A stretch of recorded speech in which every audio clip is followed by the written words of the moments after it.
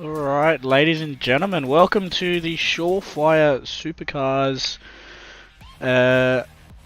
Season 2 here. We're at round 1. Unfortunately, it's 2 weeks later than we planned because GT7 thought it'd be a good idea to have some lobby instabilities, and unfortunately we are 2 weeks behind. So we're currently at round 1. It was meant to be at Lago Maggiore, but it's now Dragontrail Gardens. So we are at here we are obviously for season 2. The format's a 3 lobby driver championship, 1 team championship. The sponsor is obviously Shawfire. So we're at Dragontrail Gardens, located in the sunny beach side of Croatia.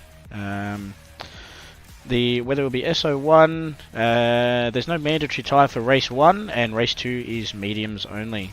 Track distance obviously 4.3 Ks, and then 14 turns.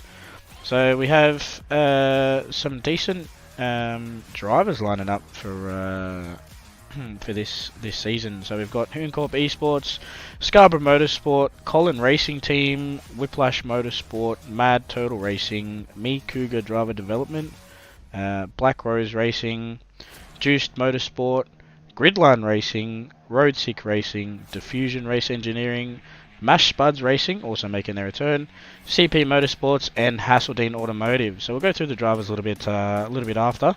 But yeah, it's going to be a pretty interesting one. So, as I said, round 1 for season 2. It'll be a 10-minute qualifying, followed by a 20-minute sprint, and then a 40-minute race with a reverse grid here. Obviously, you got myself streaming, and I will have George Cooke alongside me as well. Unfortunately, we don't have Benny this week. I'm not too sure what happened. Hopefully, he's all good. But yeah, the Johnson lobby will be broadcasted by George Cooke. As far as I'm aware, that is on Saturday. So catch George and Nick on that one. So it's going to be interesting. But as always, follow MotorMotion E-Series on Facebook. Subscribe and turn your bell on YouTube, and then obviously head over to George Cooke's Twitch, Discord, and Twitter. Give him a follow, give him a bit of a sub, and then we'll catch him here. I just need to add an audio. My apologies. Give me 1 second.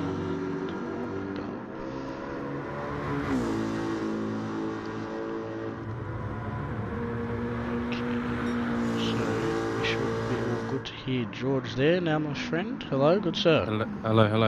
There we go. Yes, I think we are coming through now. Good stuff. Lovely to be in the box with you tonight, Ryan. Absolute pleasure. And good to be here for the Supercars Series.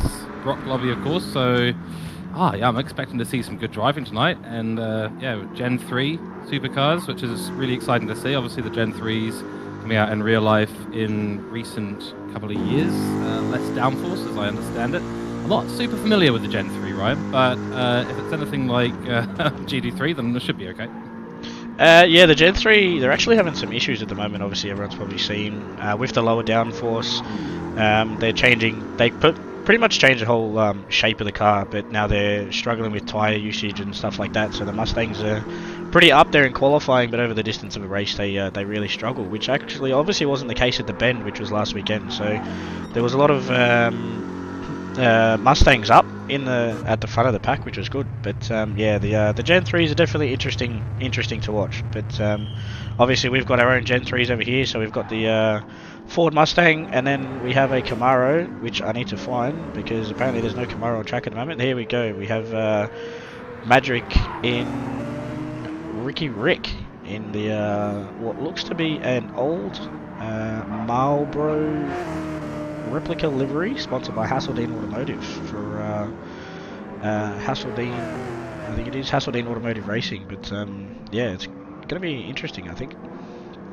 Yeah, all the Camaros just hiding in the pits, not wanting to show their potential strength, I suppose. But it's as you said, it's going to be really interesting to see how these cars go here in GT7. Of course, GT7 is the platform we're racing on today with MotorMotion E-Series, and yeah, I'm looking for. Oh, crikey! You can see they're a bit of a hassle to bring around there. That was Hodes from Gridline Racing. I do like the livery. I've been looking around on the liveries so far. There've been some great ones out there. That triangle, that white triangle at the back of the Hasselden automotive cars. You can see very typical of a sort of old-style Marlboro livery. You gotta love it. And I like the little bits of yellow around there as well. So I'm looking forward to seeing what I mean, as much as I'm looking forward to the racing, I'm very much looking forward to seeing what kind of liveries the chaps bring here, because liveries are a pretty big part of this game, I would say. Yeah, certainly. It definitely kind of pops out when you see one, and in saying that, there is Madison, I think it's Madison Camilleri, Monica, sorry, my apologies. She is in her signature bright pink livery, as always, obviously, as you probably saw her in the GT3 series. But one thing that is different here, they actually have tuning in this series. So obviously the GT3 was balance of performance, tuning disabled, so that was kind of really run what you brung. But for this one, they were pulling out the all stops go ahead with the tuning. So I think we may see a lot of different setups, looks of cars. You can see here you've got I need to Robert Foster, that's right. I keep forgetting everyone's name. It's been a while since we got there, but he's got it really raked down to the front, so that'll probably maybe give him a little bit more grip through the corners. Obviously spotted by Spotify again, from Diffusion Engineering, as we saw in the GT3 Championship. But yeah, I think it's going to be very interesting.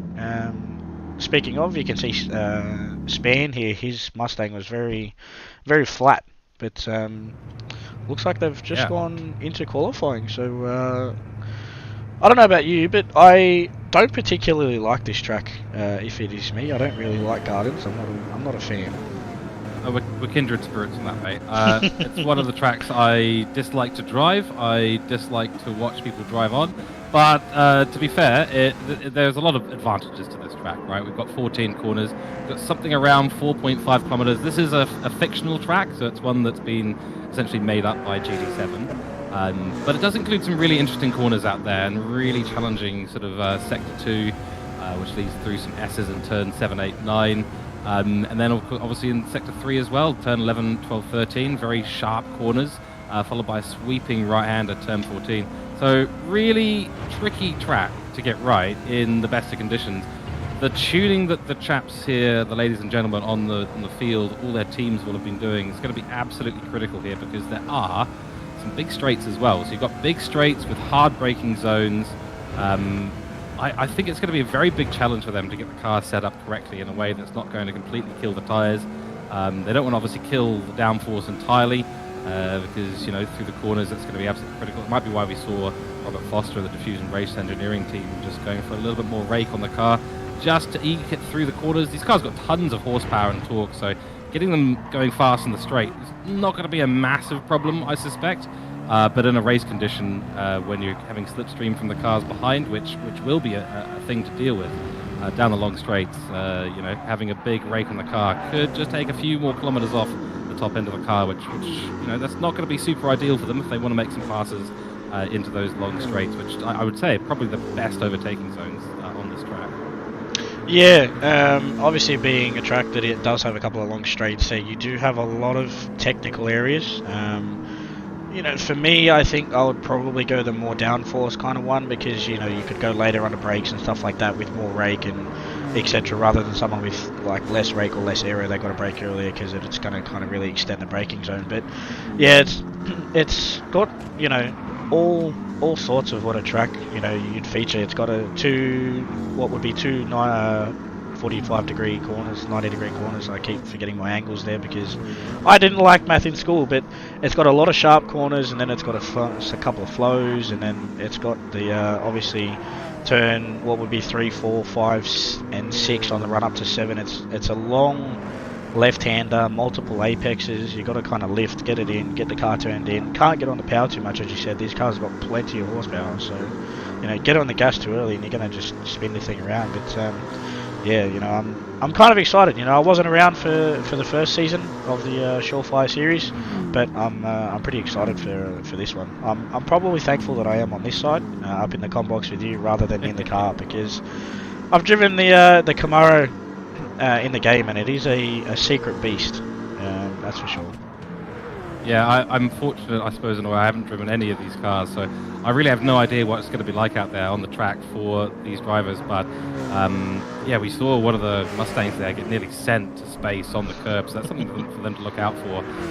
Very easy to do, even in other cars, even the 4x4 cars you can drive here in GT7. You can really launch the car if you try too hard. So at the moment, Ando 787 goes to the top of the timing sheet, so 1 minute 30.968. So as always, Ando straight to the top. Sir Dids comes in second place, only 81 hundredths behind. Monica Camilleri has put in a great lap there to take third position at this stage. There's only 10 minutes, of course, in qualifying. We're already nearly 4 minutes through this qualifying, so there's only about 4 or 5 laps that these drivers will be able to get done. Of course, 2 races after this, one 20-minute race and then one 40-minute race.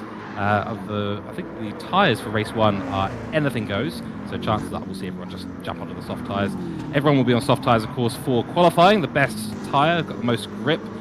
Fuck all life to it, but you know it's got the most grip, so it'll go plenty speedy. And then in race 2, got the medium tyre as well. And just a note in the chat, welcome in Motion Media and welcome in Nismo Nath as well. Lovely to have you guys in here. I believe that Pooncorp is someone that Nismo Nath is heavily involved in, if not one of the organisers and admins. And I think they're debuting here today. Yeah, it is good to see here. Obviously, that is led by Lewis in the team owner in HC Lewis and Lewis Atkinson. So we have seen Lewis around, but to me it looks like he has stepped back and he's letting some other drivers step in there for him. So that's probably a good thing. But actually, is he in this lobby? I was wondering, he might not be available for this. Yeah. I was about to say, I'm just like, he's here entered. So, unfortunately, we are missing Morgan Davey for Black Rose Racing. He was obviously a late call out. But then we have Foster, who's jumped to the front here with a 1 minute 30.4. So, just nearly 3/10 ahead of Ando. So that's obviously, you know, Ando going out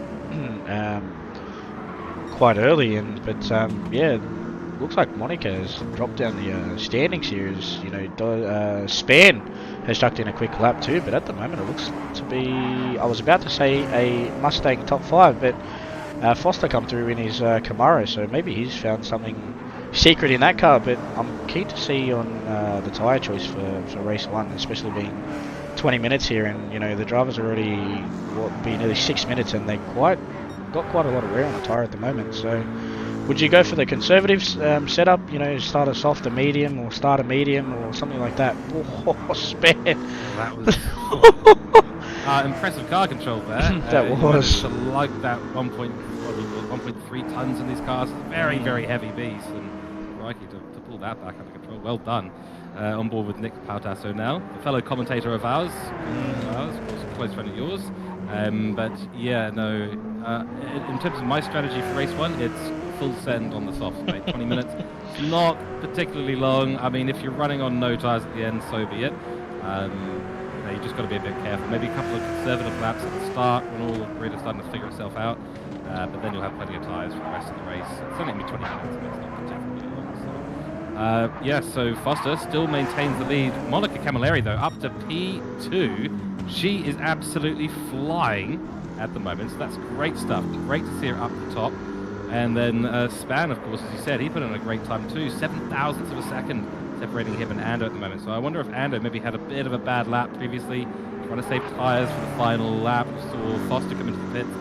Nick Pautasso is now into the pits as well, just because getting on a fresh soft bit of tyres, just to make sure they've got the maximum grip for these remaining laps. 3 minutes to go in this qualifying.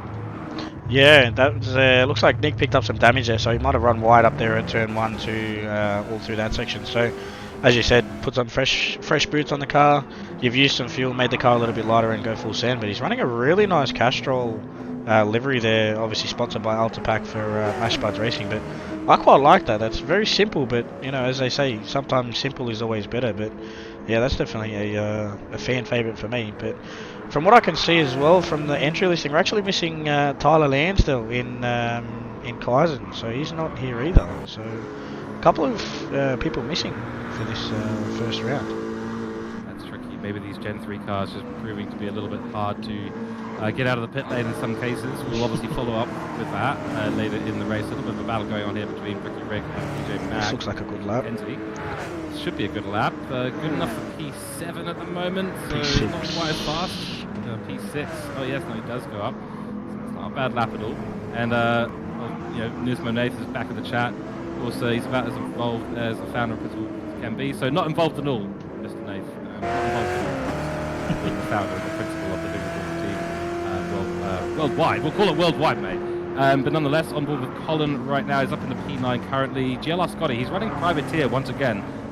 Me and Nick were quite impressed with his ability to run solo, essentially. So he's the lead engineer, the lead of the team, the lead driver. Oh, Ricky Rick gone for a bit of a spin there. Uh-oh, that's not going to be ideal. Got to get it back on track. Only a minute left to go, but impressive to see Scotty back here again and running solo, especially in such a tricky season with setup and everything being part of the consideration now. It does take a huge amount of effort for someone to bring that all together by themselves. Yeah, definitely. I don't think I've ever run as a privateer, but yeah, definitely, not running through a team, you don't have people to bounce off and stuff like that. So it can be a struggle, but at the same time, you can get looked after by some other teams. They might take you under their wing, kind of as like a little bit of guidance and stuff like that. But yeah, while I'm on the mention of it, if the audio levels need to be adjusted, please let me know. I haven't streamed for quite a bit, so my levels may be a bit up and down. But yeah, so what will be 25 seconds to go? Looks like drivers are coming past for their last lap now. So drivers looks to be quite settled in, but Foster's out front early, so he actually showed pretty well in the BMW in the Player One Sim Gear GT3 Championship, but looks like he's set the pace early. Obviously he's done a 30.6 as well, so that wasn't just a one lap wonder. He has repeated that, same as Monica there with a 30.8 and a 30.7. So they're definitely come to play here. And what would be these drivers here between second, third, fourth? They're separated by less than a tenth, so that's very close there for these drivers. Yeah, top 5, it's all to play for right now for those top 3 positions. Getting away well here is quite important. Ooh, so dead. Yeah, that's a lap that want to remember at all. Looks like Mackenzie's had a bit of a problem too. Foster coming through there. He might just choose to get out of his way. I reckon, and this is the really cool thing about when you have setups involved, tuning involved in these cars. It's not just about your driver skill. It's also about how you set up the car, and that can be absolutely critical. And so to see someone like Foster, who, if we had put him against Ando in a bop condition, I don't think there would have been much of a comparison. Well, there really isn't for anyone to Ando for the most part when the bop condition is on. But to see a few drivers up there above Ando is not only a good sign for the racing to come, but also a really good sign that it's the setup skill here, knowledge that some of these drivers have, and how they're dealing with the circuit, with the conditions, and with the cars, and they're all their different little perks. This is going to make it a really, really interesting little race. I think Ando's just come across the line, so he's not improved at all as far as I can tell, and Foster's about to come across the line as well. Will he pull out even more of a gap here? Let's see. No, doesn't improve at all. Monica is finished as well, so your top 2 solidified at this stage. Span is still on the track, though, however, so he's still got a chance, but that doesn't look like he's going particularly fast, so I think that might be over for him too. Yeah, I think everyone is now officially across the line. Ryan, so there's your top 5 right now. That's huge. That's fantastic. What a start. Yeah, that is a really good start there. Foster leading early there with Monica coming across in P2. I haven't really seen much of Monica myself. I know obviously you have seen her in the GT3 lobby, so I'm definitely keen to see some new drivers here, obviously for myself and the new increase here, but looks like pretty spread between the Camaro and the Mustang, so that's pretty good. Yeah, it's a very, very good sign for the racing coming up ahead. Of course, the Shelby there, the Mustang looking pretty strong in terms of the grid choice, but not being able to take out pole at the moment. The Camaro of Rolls and Foster with Diffusion Race Engineering just pulling out a really, really good little gap there, about 1.17 of a second.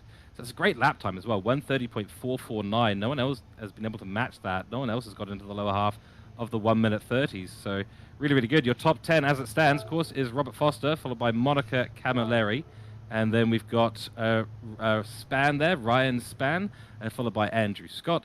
Then we've got Sir Dids there, who is Shane Attard. And we've got PJ McKenzie. And we've got Nick Pautasso in P7. Piersey there, who is, let me find the name here. Nick Pears. Yep. Thank you very much. Mitch Cullen, and we've got Scott Taylor, followed by Ricky Rick. And then rounding out our grid tonight is going to be Hode. So that's Jay Hoadley for Gridline Racing. Good little split across the grid. Looking forward to the start. Just to give a comment on Monica Camilleri, she was one of my standouts for the GT3 Champs. She had a bit of a late start, let's just say, in terms of the GT3 Champs, but put some really good performances towards the end. She's very good at the defensive driving, which is going to come in handy here, starting P2 on the grid with Ryan Span and Andrew Scott behind her. Yeah, that's definitely a good performance there. I did see you obviously have her as your driver of the day through a couple of rounds. So yeah, I have kind of touched a base a little bit on, you know, how she is as a driver and stuff like that. But yeah, I'm keen to see. Obviously as well, it is good to see some women in, you know, sim racing on the grid as well, because I think she does have her own YouTube and stuff like that too. So, but you know, it's good. And then obviously Span in third, kind of really showing Ando up. You know, I've known Ando for a very long time, and he's usually always nicknamed the Tyre Whisperer. So he's maybe he hasn't found something that what Foster and Monica have. So I'm keen to see, maybe his race pace might be a little bit better. He might have had a bit more of a conservative setup there to get him to last a little bit longer. But I'm definitely going to be keen to see on what that goes, on how that goes there. But while we're on that one, we shall take a short break here. We'll be back very shortly for the race. Obviously a 20-minute race here around Dragontrail Gardens. So that will be pretty interesting. But sit back, relax, take a drink, get some popcorn, and we shall be back very shortly.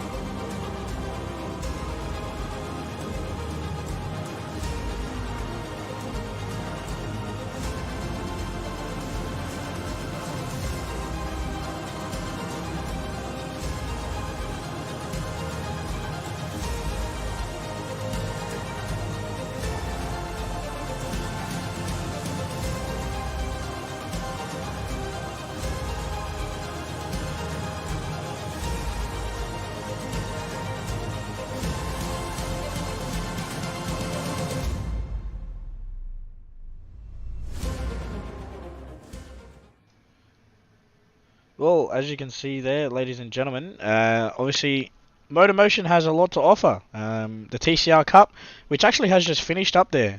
I wasn't around for that, unfortunately, but I believe you were, George, so I think you did stream that with Nick and stuff like that. But there was a lot of interesting results in that one there, with all drivers and how they were. But for me, front-wheel drive, high-powered car with a turbo, not my forte, just purely because I am a controller user. But yeah, I think they did have a bit of an interesting one.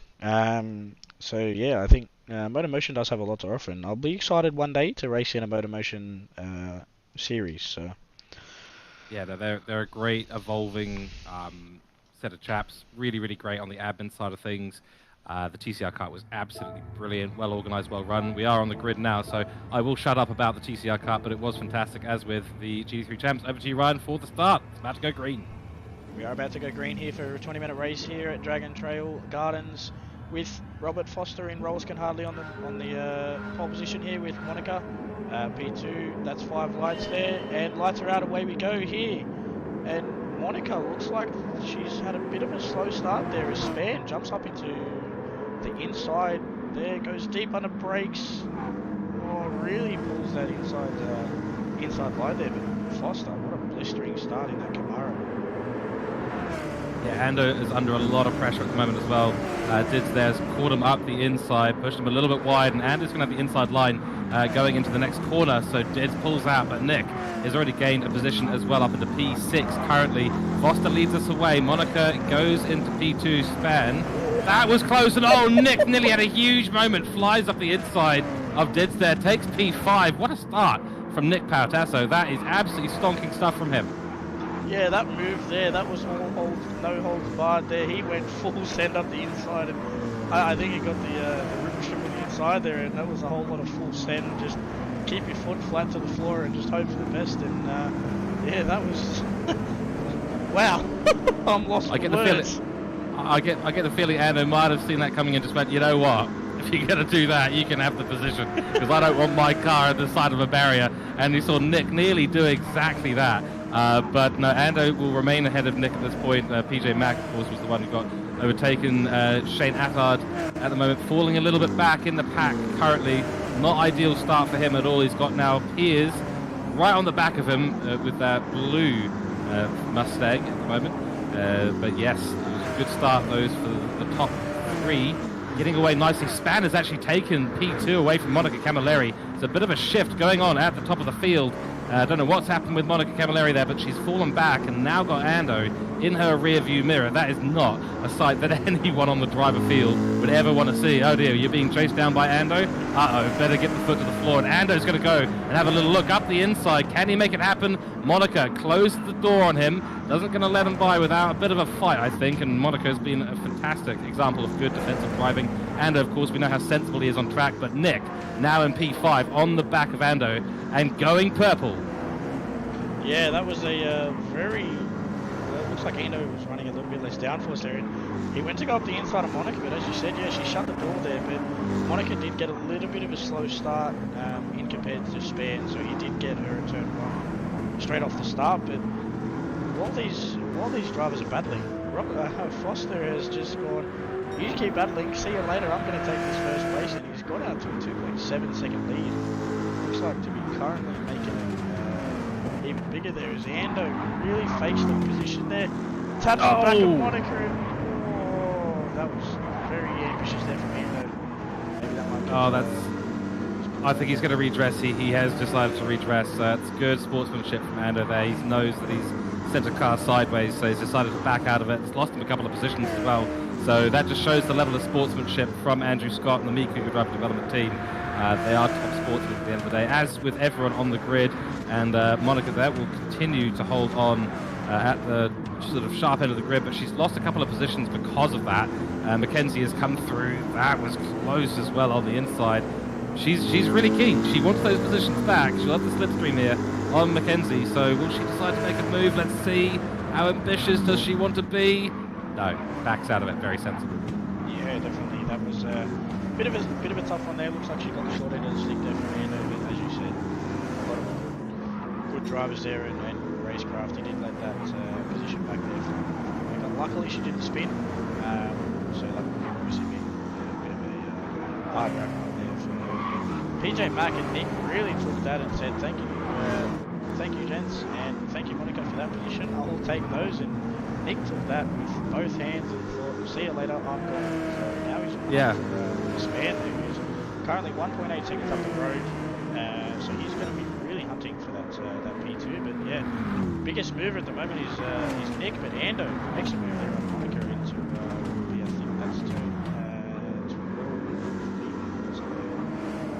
I think that's somewhere around that. This battle for third is definitely interesting.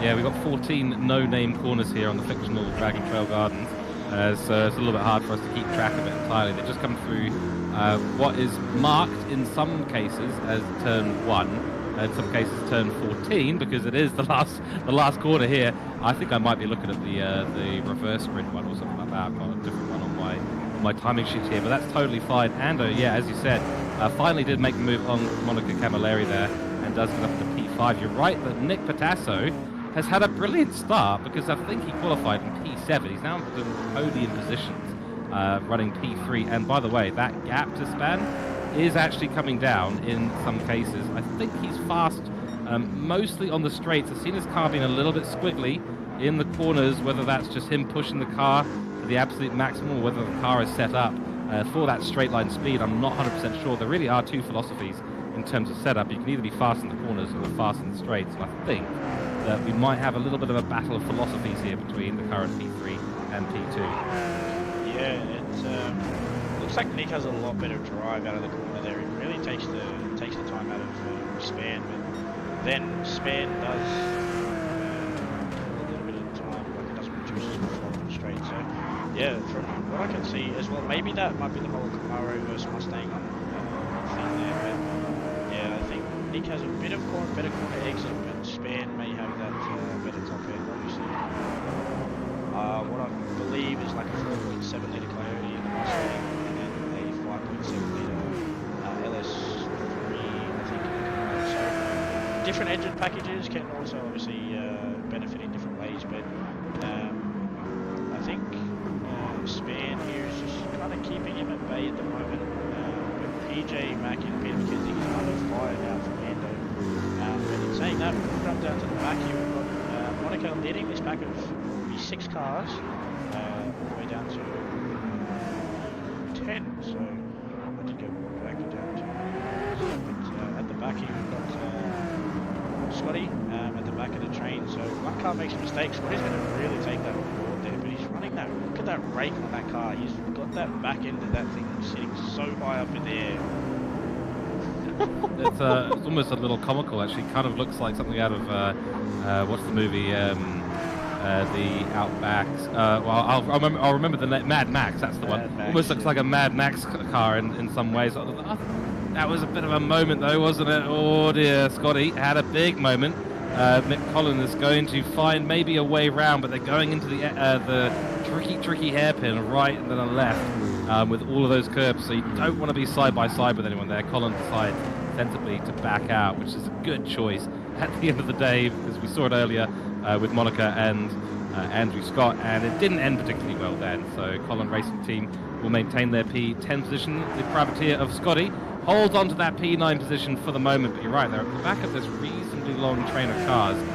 Do you see Ricky Rick out there in P11 and Jay Hoadley, unfortunately for them, picking up penalties and falling quite far behind the current grid.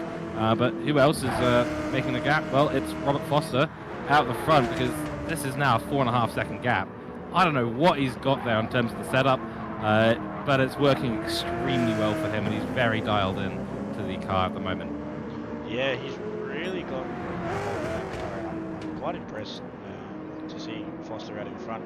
But Tasso's lost a little bit of time there to Span. But yeah, Foster's taken that pole position, and looks like he's hopefully going to turn it into a race win. So pretty much from the lights to the flag, out in front. So fingers crossed, but they're on lap 6 now of 13. Race 2 end up being 25 laps, which will work out to be roughly 40 minutes or so. Yeah, so here we've got 12 13 laps. It says 12 on the driver's briefing, so I don't know what happened there, but we shall let it go. As you know, probably yourself, round 1 is always a little bit shaky. It's been good so far. Obviously with the driver turnout and stuff like that. We are missing a couple of drivers, so fingers crossed they do around 2 weeks time. But yeah, the Nick has dropped back here is nearly under fire from Andrew Scott here, so I'm worried about, because as you said before, having Ando in the mirror is definitely pretty good. I've touched on this a lot of times. Ando having him on my mirror makes me very, very scared. So it's as you said, probably something you don't want in your mirror. No, that's right. And you don't want to see him ahead of you either, because you know that you're not going to be potentially catching up with them. But it's always a good challenge, always great to drive with drivers at Andrew Scott's level, because they're just so good at what they do. And like I said, that's not taking away anything from anyone else on the grid. Nick Pautasso here putting up a great fight, but he really wants to hold on to that P3 position at this stage. He keeps losing time. I do wonder if he maybe is just taking a little bit more out of the tyres. As we know, Ando Scott's nickname is the Tyre Whisperer, so it is quite possible that his tyres have just been a little bit more sensible, and yeah, maybe he's just, he's done what I suggested earlier, which was just, first 3 or 4 laps, just, don't degrain the tyres too much. And we're looking on board at the moment. We can see the car's down to about 50% of their fuel, and Andrew's tyres are miles better than Nick, so that's almost certainly why Nick is losing out time here. He's just pushed the car a little bit too hard. Maybe the setup's a little bit harder on the tyres. Great side-by-side action through the chicanes there. Nick will continue to maintain P3 for the moment, but we're coming through the last corner and down onto the straight where there's going to be a big slipstream in effect. Yeah, I think, to be honest, what's happened here is the controller effect. So obviously we know that Nicky's on a controller. Ando going deep on the brakes here. Can he pull it up? He does. On the inside here, I wonder if Nick can try for a switch back into turn 3. Or Ando leaving no room on the outside there for Nick, but yeah, Ando being where he can have a lot better time than Nick, so just runs through as well. So Peter McKenzie, same deal with the tyres as Ando. Monica Camilleri, maybe she's the tyre whisperer, because from what I can see at the moment, she has the best tyre life in the top 6. So she has used less tyres than Ando as well. So maybe she might be on for a little bit of a late charge here while these guys battle, use their tyres, use up their fuel, and yeah, we'll see her come through the field. But Nick Pears as well, I do believe he's running under a privateer, I think, if I do check. Juice Motorsport. Juice Motorsport, so he's running a bare livery there, so maybe he did forget to grab it before the race, so hopefully he gets that fixed up the next round. But yeah, I think the best thing for Pearsy here to do at the moment is kind of stick behind, but Adard's dropping off the back a little bit. Tyres looking pretty well. Maybe it might be a bit of a Mustang thing. Maybe the Mustang might be opposite to the real life Gen 3, where they do use less tyres than the Camaro. So I think that will be something to keep an eye on for the series towards the end there. So maybe it's also track dependent, but the weather, the wind, there's a whole lot of factors that can go into this one. But yeah, look at the difference between Colin there and Azar. So that's why I consider. I don't know if Colin is on a controller or wheel. We'll have to ask and see. But yeah, it'll definitely be interesting, because obviously from a controller user myself, tyre usage is definitely not one for us. So it's not a trainable skill. It's just unfortunately it is what it is. I did notice that Ando has made it up past Nick Pautasso for P3, so he is now ahead. I do wonder though, I mean, as much as we say that it was Pearsy and Camilleri both really good on their tyres, I mean, there's only 4 laps left in this race. You really want to just be sending it at this point. Who cares about what the tyres look like after 13 laps? At this stage of the race, you really need to start using the tyres. I mean, they'll only really drop off in a really significant way when they get to about halfway through their life, or at least one tyre gets halfway through their life. So Nick, as you can see there, behind, well, he's about well under 50%. That's why his tyres are dropping off so much. Yeah, it's absolutely brutal. He saw through that first couple of that big hairpin there that he had absolutely no grip at all. Couldn't get the car turned in at all. In fact, McKenzie, I think, behind, who's got slightly better tyres than him, might be looking for a little bit of a charge. So yeah, it is a controller effect. It's also when you use your tyres, and I guess Nick at the early stage of this race decided, look, I'm going to go full send, let's take track position, gain as many positions as we can, and just hope that people make mistakes behind. But unfortunately it hasn't really worked out for him. But like I said, for Monica and Pearsy at the moment, who've got really good tyre life at the moment, time to use those tyres, everyone. Really, you've got to use it. There's only 3 laps left. I mean, unless you're drifting through the last 3 laps of this race, which is going to be slower than driving, with grip, then you really start. If you're not at 50% of your tyre life by the end of this, or below, by the end of this race, then you haven't used as much mechanical grip as you should have been, and you could have been going a lot faster. I think ideally, I mean, we saw Monica had a bunch of pace. She could have been getting very close to that pace. We saw a 1:30.4, the current fastest lap from Foster.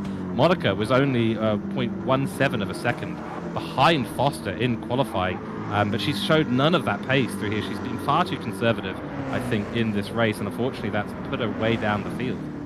Yeah, she has. As you see the right-hand side there on the timing list there, her fastest laps are 31.8, so she's what would be onwards of about a second slower than her qualifying. So I'm not too sure what happened there. She did put in some consistent 30s. Actually, I do, because the wind was in a different direction. So that has... I don't know how much you've raced in here with GT7, but for me, obviously, racing over at Trackstars, the wind can make a considerable difference on the car. Especially where they're going through now. So they've got a tailwind behind them. Going through the last corner, you know, if you get on the power too early, that wind gets under the car and really pushes you out wide. So maybe that might be a factor, but yeah, as you said, she really needed to kind of use that tyres there as they've just finished lap 10 on lap 11, 3 laps to go now. 2 seconds behind Peter McKenzie. She didn't really take out much time there. As I say that, she takes out 4 or 5 tenths on him, just in the braking zone. Yeah, we've just reflected the commentator's curse back onto ourselves in that case. But you're right, she's just taken out a bunch of time.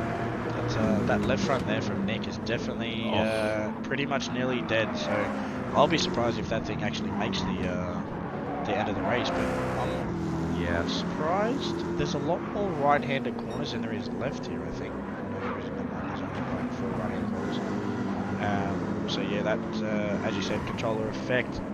There's not really much he can kind of do to combat that. It's just, you know, just kind of cope with it, manage it, and do your best. But yeah, that's as well. It might be a seaside thing. It may have a higher track tyre degradation as well. Obviously, we know seaside, same thing. Very hard on the tyres with the S-bends. It's a pretty high speed circuit. But yeah, I think like in this one here, then we bounce back to Atta. Like he's that right front for him. He's barely even used it. He's down to about like, what would that be? About 20% used. So I think as well, we could have seen maybe Addard move up a little bit further up the grid with that tyre usage that he's got there. Colin as well, he's keeping in the back of Addard, not really letting him get too far in front.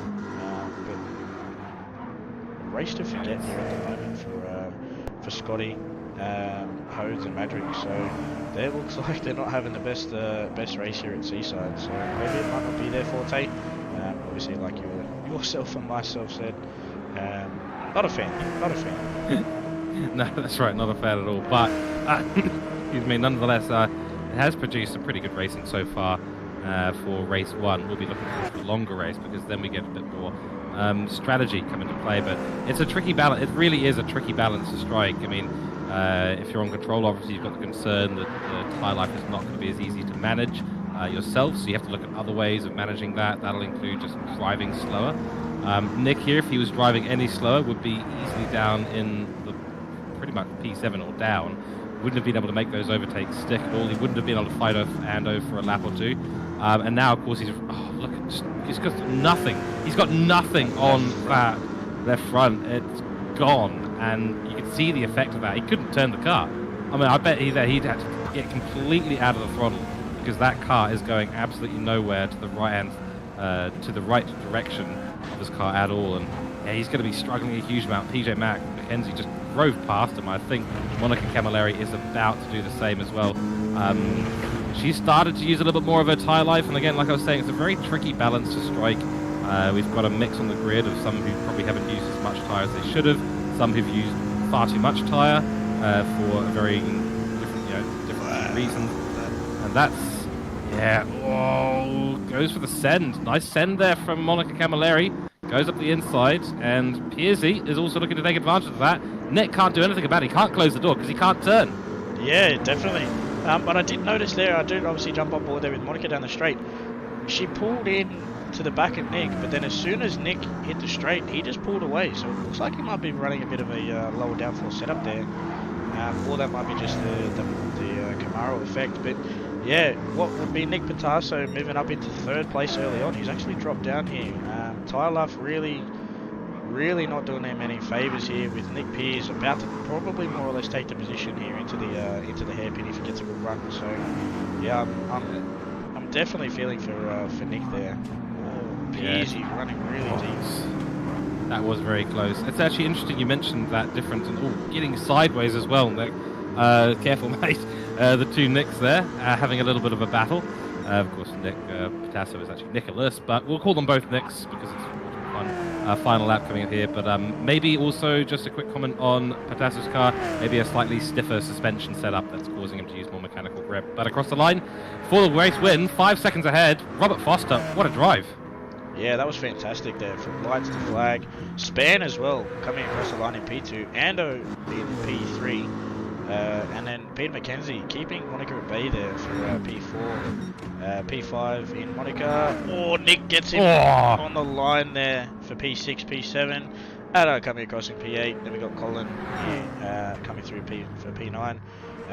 Scotty coming around the last corner now here, 3.2 seconds back to Hodes. P10 there, so probably not what he wants for debut, but it looks like he's got a little bit of damage there, so maybe he might have run off there somewhere. Picked it up, and they actually look like they nearly ran out of fuel. So will this second race be a bit of a fuel and tyre strategy? I think, but yeah, that's going to be exciting.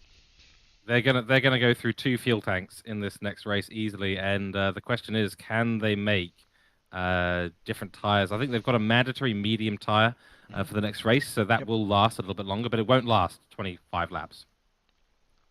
Yeah, definitely. 100% there. So whether or not they start on the mediums, or they do like a medium soft or a soft medium, whether or not whatever they do, as you said, they'll go through 2 fuel tanks. So probably more or less would be one stop, I would say.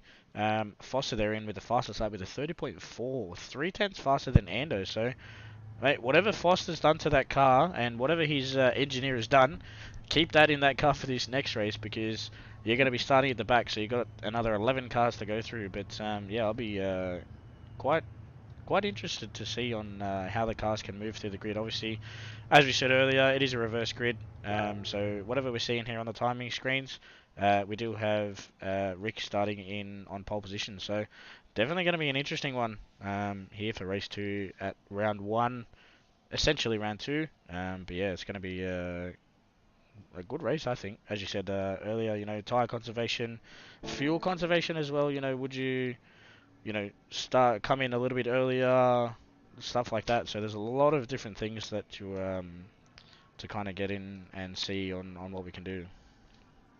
Yeah, that's right. It is going to be a really fascinating race when the strategy starts to come in and make a play. And sorry, you did mention it was going to be a reverse grid, isn't it? Yes, I did see somewhere that it would be. I think it was in the.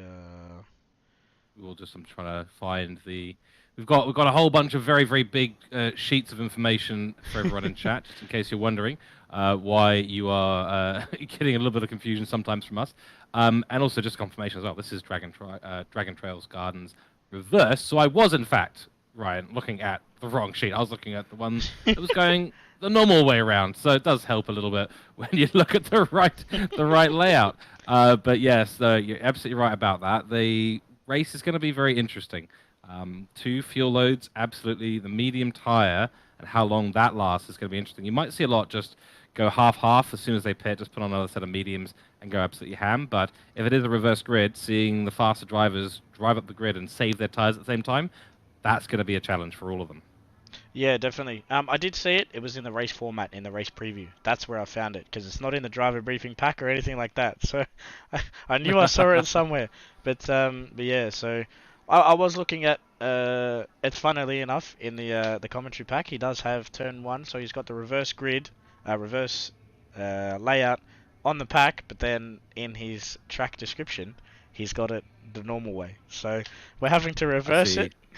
But yeah, it's going to be an interesting one. So this one is a little bit cloudy too. So very, very overcast. Wow, that's gone really dark there. Yeah, it's going to affect the track temperature quite a lot. The S01 setting we had before is pretty brutal on the tires. It's very, very hot out there. It's Croatia, of course. Can get very hot in the country. So seeing some cloud cover come over is going to probably drop the track temperature by 5, maybe 6 degrees Celsius. That's going to make a big difference on the tires. It might make the soft tire a little bit more viable as well as they go through the race. So you might see some saving strategies happen on the soft tire. There's a whole bunch that you can do with this. Obviously, at flat out pace, you're going to use in about half the race the full fuel tank. But looks like we've got another qualifying session being set up here, so I'm not 100% sure what's going on with the grid at the moment. But nonetheless, the strategy here is going to be the same regardless. You could potentially save some fuel, go on the mediums, try and run long, and then do a full fuel, go for broke last sort of 10 laps with the soft tires and try and make them. So maybe a 16-10 split. You could do it in the reverse of that, try and get some track position initially, try to essentially what is an overcut at the start of the race and then run long at the end. Or some might just go with a half-half strategy and try and get the mediums absolutely brutalized for 13 laps, go through all their fuel, jump in, full fuel, and another set of racing mediums. Yeah, I'm myself. I'm not one that's particularly good on strategy. I kind of just send it till it breaks, or just kind of wing it essentially. But it doesn't really work. We've got a name for that. They're called 1159 strats, mate. And I'm a big fan of those as well. Yeah. There we go. So the lobby's been sorted out, so that's good. But yeah, so I definitely am more or less on board for your 16-10 split. That's probably something I would go through. If not, I don't know how the mediums would last. Maybe a 17-9. Keep that soft tire there. Maybe we might see Nick run a long medium stint and then a real short soft stint. Obviously, they lasted. Oh, my ideal guess would be for him probably 8-9 laps. So we may see him do a start on the medium, go long. Maybe get an overcut, save some fuel, see how he goes there. But yeah, that's definitely going to be an interesting one on tire management and stuff. But as well, with the reverse grid, that's also something to play for. Do you let people go out in front? Because dirty air in this game is definitely not favorable at all. So I know I don't like it. The way that they've done the whole dirty air win setting is probably not the best. That's obviously GT7 things, but yeah, I would probably go medium soft if it was me, just purely because to get me that pace at the end there. But yeah, it's always up in the air on what you can do and what you can go. So yeah, it's a tricky one. I mean, starting at the back of the grid, though, I mean, my brain would tell me if I know I'm fast and I've got pace, I want to spend as little time making difficult overtakes as possible. So I want to get that clean air. I want to find that clean air, and you're not going to find it at the start of the race. So I would probably say you do a 10-16 strat on that. You start on maybe the racing softs. You'll get some easy track position on the medium runners who you're going to be behind. That'll make the overtakes nice and easy. You can absolutely brutalize the tires for 10 laps because we know they'll last 13. And then when you pit, you'll have a whole bunch of medium runners still out there for 6 laps. Should give you a reasonable gap and some clean air to get started on those medium tires. Just don't grain them up too much. Run long. Wait for people to pit, and then do essentially what is an overcut on the rest of the field. That's probably the best strategy from going at the back. But if you're at the, if you're right at the back and right at the front, then you'll be looking to do something a little bit different than that, I suspect. And how do you fight off what is probably going to be quite a powerful overcut? You're right that the dirty air in this platform here is not necessarily the best implemented, but and it can be very tricky to drive. It can absolutely destroy the tires, and with the slipstream in effect as well. It'll make overtaking easier, but you're also going to be going a lot faster. And if you're suddenly behind another car, if you're in a bit of a pack, you suddenly find you can't slow down and can't turn very well into the corners that you are doing the overtakes on. So likely to see a bit of contact from the faster drivers with some of the maybe slightly slower drivers in the grid, or cars that are not quite set up in the same way. And of course setup is going to play a big part of this as well. We saw Robert was extremely fast. We did see a mix around the grid as well, some with very high rake settings, some with very tight suspension settings as well, the likes of Nick Pautasso. So I'm very interested to see how Nick's going to go on the medium tires here in that Camaro, because he was obviously brutalizing those soft tires, and that really cost him in the sprint race earlier on. Yeah, definitely. Just looking back on it here as well, obviously the fastest lap there by Foster in the last race, but Nick put in a 1:31.1, so he definitely had the pace on the soft. But as we saw, the tire life definitely degraded. It essentially degraded within a lap. So they've got times 4 here. So for every lap, it's like you're doing 4. So very, very brutal, especially the weight of the cars as well. You're looking at onwards of 1,300 kilos. you know, a lot of horsepower, but trying to put that power to the ground with the weight, trying to get the power down, you know, with the tires. It's just there's a whole lot of just factors. Then with the dirty air and the wind, and just it's just a whole lot of no thank you. I would rather be in the com box. Yeah, that's right. We don't have to worry about tyre life up here. Well, we do because we have to commentate on it, but we don't have to deal with actually, ending up not being able to turn around corners, and especially at a track like this. I mean, 14 turns, not the most, but it's there's a lot of consecutive corners. You don't really have a lot of time between corners, except for the couple of straights we've got. So, yeah, very tricky for the drivers out there. It's tough conditions, very tough conditions. I think the slight breeze we've got now is going to help, especially down to turn 1, and I think that's turn 10. So that's going to help a little bit with the current direction that the wind is going, but the clouds is what's going to make a difference here on tyre life. And that seems to be the big thing at the moment. I mean, obviously we're going to see a bit of fuel saving come in today on a 16-lap stint. If you do choose to do that, you are going to have to save fuel, because we saw that the sprint race, everyone had to use basically a full tank of fuel. So 13 laps if you're going absolutely flat out, from what we can tell. So you're going to have to find a way to extend that by 3 laps, whether it's run a fuel map, short shift a little bit, lift and coast, whatever the strategy is to reduce that fuel usage. But you're going to have to find a way to extend that stint, or you're going to be stuck doing a 13-13 stint. And I don't think that's going to be optimum, because you're going to be forced to use the racing mediums twice. And ideally, you can get 10 laps out there at least.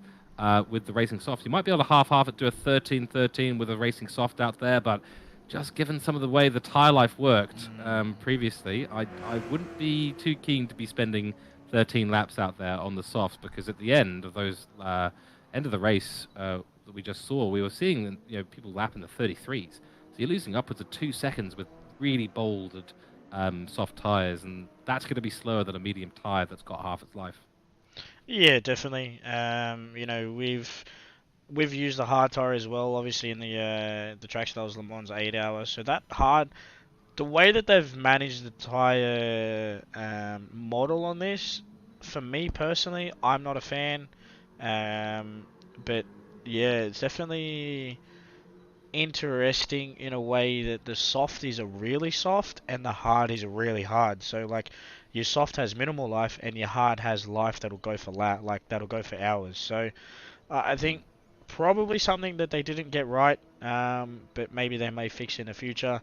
Obviously suspension as well, in one of the latest updates it did break it. So for me, I would run a different kind of suspension. I would sack it to the ground, or go something with like a hard or a soft suspension set up with a lot of rake. So yeah, definitely interesting. As you said there, the wind as well into turn 1 and turn 10, it's probably going to allow for a little bit more overtakes. With a headwind, you'll be able to go deeper on the brakes. So yeah, interesting. But then we've got Madrick and Hodes on the front row. So both in Camaros, top 4 cars in Camaros.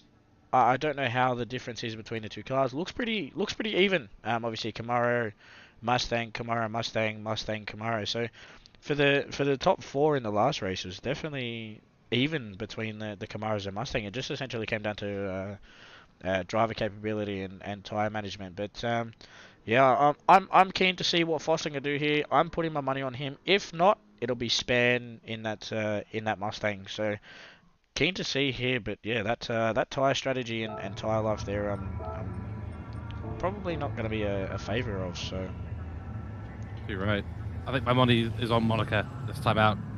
But anyway, I'll leave it over to you for the start of the race. But here we go for race 2, 40 minutes, 26 laps. Looking forward to this one very, very much. Yeah, definitely. So am I. Here we go, ladies and gentlemen. We've got 4, 5 lights. Madrick on pole. Add his lights out, and away we go here for 26 laps. It is glitched out. It's got Nick at the front, but we've got Madrick and Hodes, who gets a better start there into turn 1. Wow. Madrick gets absolutely swamped there by Scotty and Colin with Dids in Adard there, right on the back of him. So yeah, that was definitely an interesting start there. They're about to go 3 wide here into turn 3, which probably won't work. So relax, boys, settle down. You got 26 laps. You don't win it on turn 1 or in fact the first lap entirely. That was with Madrick. He braked about 20 meters before he needed to there. Maybe just a little bit used to braking with a bunch of cars in front of him or something like that, but it wasn't the ideal braking zone. We've got Scotty up into P2 now. This is a great little battle pack happening back here. Span up into P9. Nick Pierce just ahead of him. PJ Mack there up in P7. We've got Shane Attard up in P6 currently. No big moves at the moment from the guys in the background. Oh, there's a big spin. There's a big spin. That's Madrick. He's gone. He's absolutely gone. He's picked himself up a 1 second penalty there. Yeah, we'll catch that there. Oh, it runs really deep in there into the grass there. Just can't catch it. Oh no, big contact. Yeah, big contact. He's taken out Scotty. So Scotty has been sent to the Shadow Realm there by Madrick. That's super unfortunate. Scotty was in such a good position to take a good result potentially. He had it all to play for, starting right up the grid there. But it's all been taken and unfortunately taken away from him there, sadly. Nick Pautasso, though, up into P2. Yeah, Nick Pautasso is up into P2 there. He's on the medium, so what I can see, as we were saying earlier, so he's gone for the medium, so maybe he's running a medium soft. So at the moment, I think it's probably best where he will jump up. Hodes is running, Hobby's running a soft, so Nick kind of doesn't really need to worry about Hodes at the moment because he won't be able to keep up as it stands. But then we've got Colin running very wide there onto the grass. Oh, nearly collides with the back of Peter McKenzie there. Oh, that was so close. Oh, there's a yellow flag up ahead. What's he? Hodes. Oh, he's gone.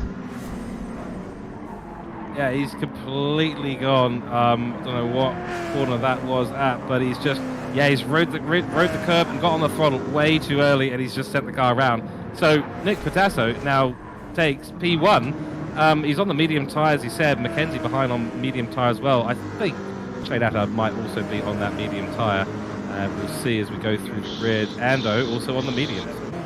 8, 9, first 9 cars on medium tyres. So they've gone the alternate there, and Scotty is to be the lead runner on the softs at the moment. But he has got damage there in the right rear suspension, so that may hinder him in some left-hand, right-hand corners. I'm not too sure how it will work there, but yeah, Scotty want to be using those soft tyres as much as he can and really make some quick moves here, because he'll be definitely trying to go for a bit of the undercut here on the medium tyres, so he'll want to be saving fuel too. So, but yeah, as we said earlier, Nick Pautasso out in front on the medium tyres there in the Mash Spuds Racing Ultra Pack build in the number 32, which he carries across all of his series that he runs in.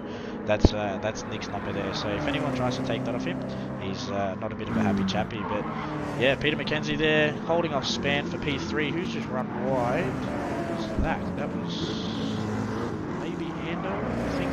But yeah.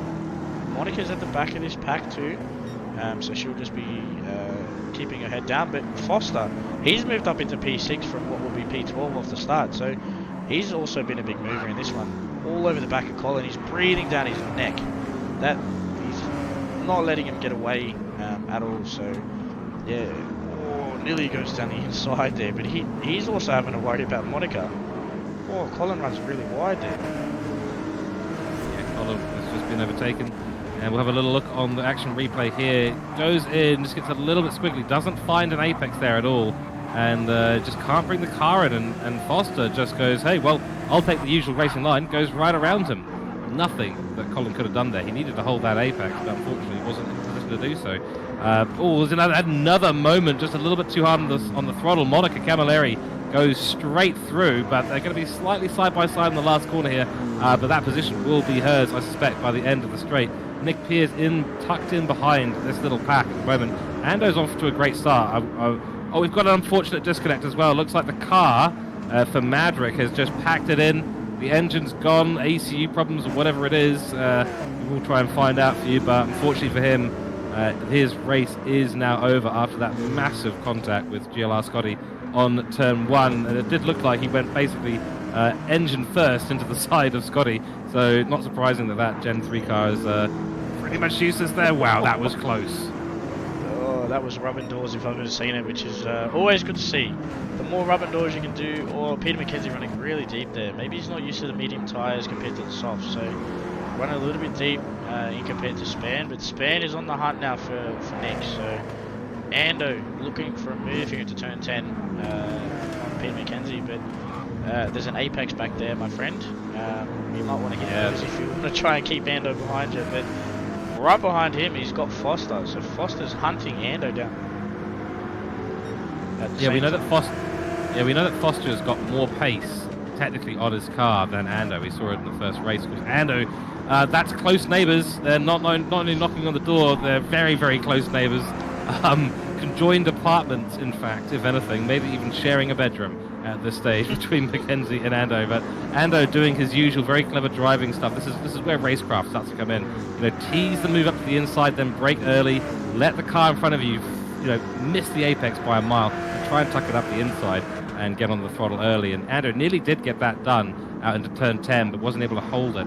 But yeah, Foster right now is the one who Ando should be worried about. He does need to get Mackenzie between him and Foster, but it's not happening at this stage. Mackenzie has managed to pull out just a little bit of a gap now, and now Foster is, in fact, the conjoined neighbour with Ando. They'll be sharing a bed in no time. That's a good reference there. I do like that one, but yeah, I wonder what Ando's doorbell is, because I'm pretty sure that Foster's about to come ringing. So yeah, that's right. But they are currently snooping on through PJ Max's window, and if they get a good run out of here, I reckon Ando may go from move to turn 10. Oh, not quite close enough there, but PJ Mack missing that apex again. That's 2 laps in a row, which is really inviting Ando up the inside there. And if I was Foster, I'd be sitting in that slipstream, maybe even sitting behind PJ Mack there. And just let Ando pass there going into turn 11. So yeah, well, that is very good for Ando. Really important for his race, because it puts a car between him and Foster. And Foster's going to have to get past Mackenzie as soon as possible. Otherwise, Ando is going to go and get miles ahead of him and get out of slipstream range. So Foster here has to get past Mackenzie as soon as possible. And you're right, Mackenzie just looks... Oh! I was about to say look sideways. He is sideways. He's off the track, and we'll get an action replay of that. He got all sorts of sideways out the corner. I don't know what's quite happening with this car. It doesn't look stable in the rear at all. I wonder if this is part of the setup. He's chosen, tried to take this sort of shallow line on the exit, has to correct and then double corrects, and off the track he goes. Manages to avoid that big barrier in front of him though, so lucky for him, does manage to rejoin safely. But crikey, that was a Code Brown moment. That was a Code Brown moment, definitely for me. But yeah, as you said, corrected, tried to overcorrect, but yeah, that looked really loose on the exit there, and he tried to catch it. Even the traction control didn't work in his favour there. But I'm not one to race with traction, so I don't know how it would be in correcting in car, but if that was me, I would have tried to let that do its work. But yeah, definitely lucky to keep that out of the barrier that was running head on there, so he was lucky to get it back on. But he's dropped all the way down from P3 to P8, so biggest loser in that one, in that regard. So we had Colin move up as well, same as Peasy, who's actually caught himself a 1 second penalty, so that'll burn the next time round at the penalty burn point, which I think is either on the run to turn 10 or it's on the main straight. So he will more than likely drop down into P9 there. So maybe even P10. I wonder if Adad can get in. But yeah, the penalties on this game are very harsh. But yeah, as we can see that moving on. So it is on the main straight. So that's definitely going to be hard for him. Obviously burning that 1 second penalty on the main straight where it was 200, 250 Ks, and he's dropped down to 180, 183, so keep an eye here. He doesn't, he drops down to P9, so yeah, that's unfortunate for him, but yeah, that was a big, massive go-around moment. Here is Ando's making a move on Span, so Span has either made a mistake, or Ando is just using that medium tyre to his advantage. That's right, and for Ando as well, getting past Span, another key factor, because he knows that Foster's held onto the back of him. When we had Mackenzie make that huge issue, Rolls obviously was then able to get back in the slipstream range relatively quickly. Span here, yeah, obviously not having a great time at some point in the track because he's really dropped back. There was a bit of a gap between those two. But yeah, it's for Ando right now, hopefully, what he's hoping in his mind is that, hey, Foster, could you just sit behind Span for the next, I don't know, 20 or 19 laps? That would be absolutely fantastic. I'll drive away from you and you can get stuck in the dirty air. Right now, Ando's got clean air to run him because Nick Pautasso is about 3 seconds up the road. But Ando's on a great bit of pace right now. They're all on the medium tyres. The tyre wear is looking a little bit worse for Nick, unfortunately, so Ando doing his usual thing here and finding a way to keep the life in those tyres as long as possible. So Nick, it's really all down to him at the moment. Can he keep those tyres in good enough shape? They're 7 laps through, half fuel being used so far, so Nick will go for at least another 7 laps here, or around another 7 laps. Ando at about the same, used just a little bit more fuel there during the fight. Span's a little bit less there, Foster's a little bit less as well, so all pretty equal on tyre life. The guys from P2, P3, P4 at the moment. Monica Camilleri will round out the P5 there. She's doing very well on her tyres, using a little bit more than I would have expected. Kind of expect those to be at 100% at this point, given how she used the softs in the previous race, but nonetheless, they will all be coming into the pits after another sort of 6, 7, maybe 8 laps, depending on what their strategy is with regards to fuel. I suspect that Nick Pautasso might be trying to stay out there till lap 14. The rest of them will probably be coming in on lap 13. Yeah, definitely. Obviously, the lead runner here in GLR Scotty on the soft tyre. They're carrying that right-hand suspension damage. Lap 8 of 26 here, so yeah, you will see him, I guess, as you said, probably around lap 12-ish or so, chucking those mediums on a bit.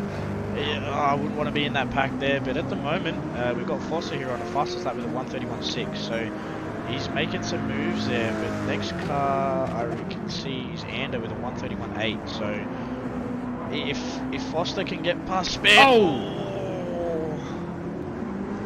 Yeah, well, just as we were saying that he needs to get past that, and he has to get past him now.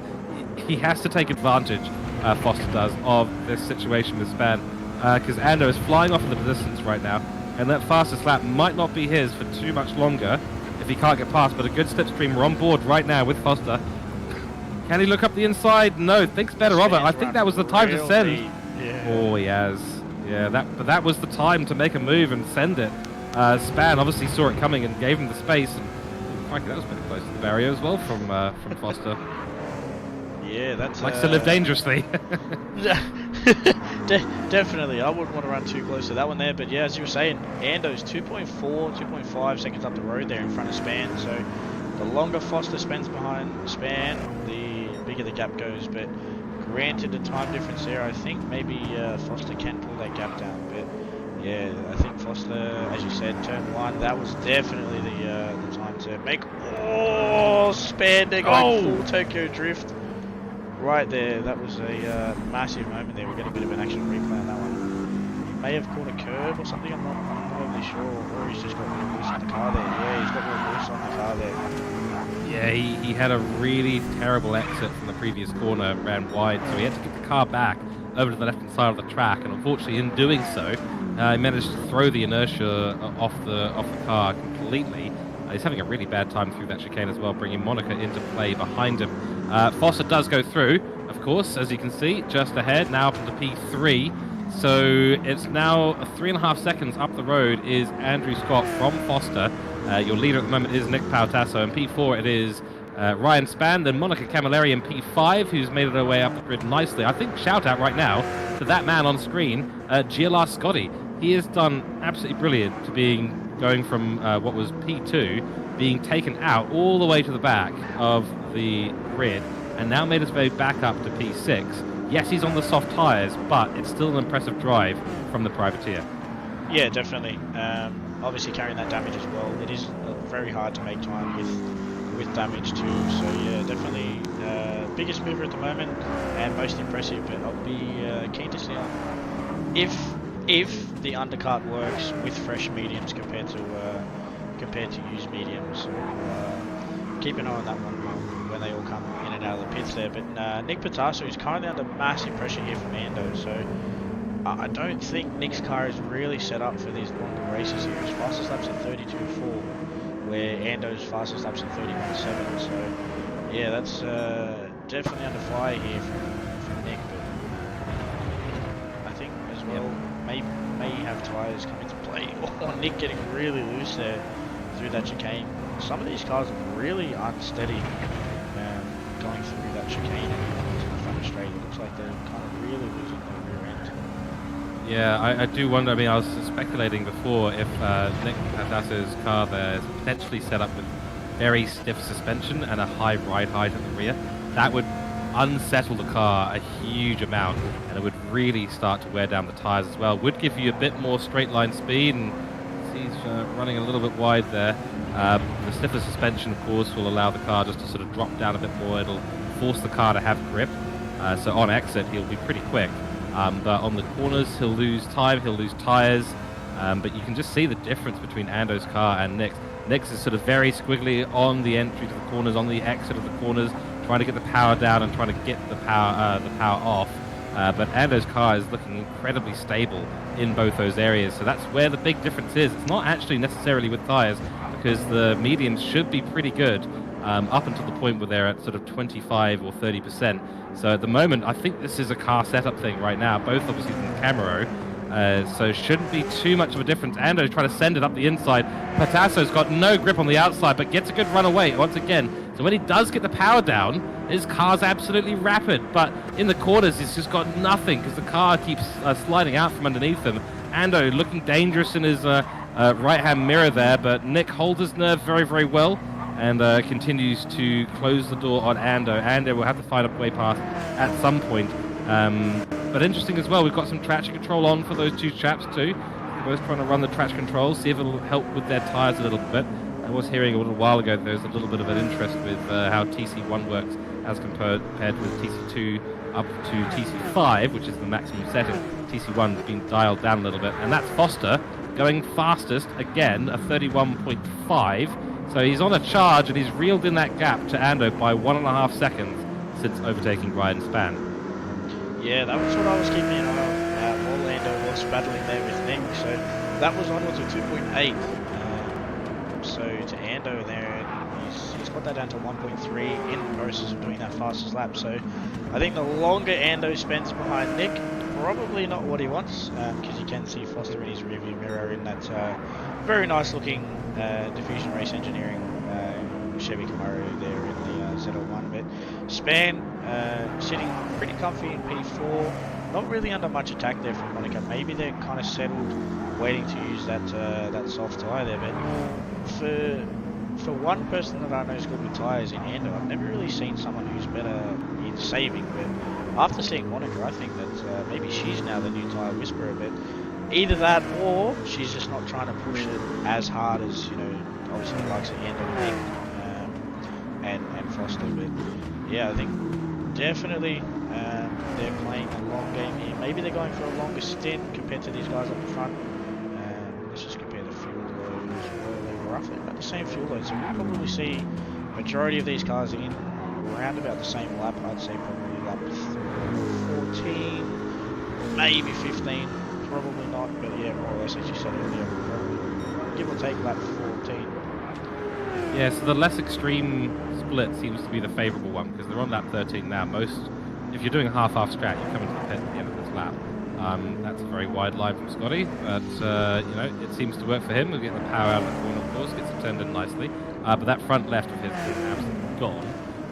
Nonetheless, yeah, look for a little more conservative, so not 10-16 necessarily, but more like sort of 14-12, which is probably a little bit better for the soft tyres. 12 laps you can definitely extend.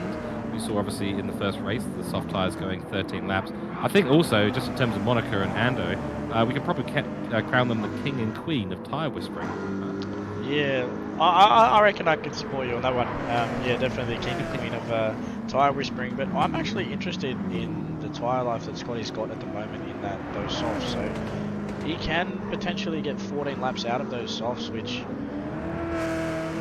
it's going to be hard. He does have a little bit of gap here back to Colin and Peter McKenzie, so I wonder if he can keep that gap at bay there, and he'll be on for a P6 after obviously getting involved in an unfortunate incident on I think it was lap 1 there. But jumping back, it's going to depend. Oh yeah, it's going to depend a lot on his pace of the mediums he's dropping off. You're right, this is the battle. Oh, Pautasso's in, Nick's in, Foster's in. Okay, here we go. They pulled the trigger. Spann is in as well. Ando takes the provisional lead of this race. Monica Camilleri also in. Scotty also in.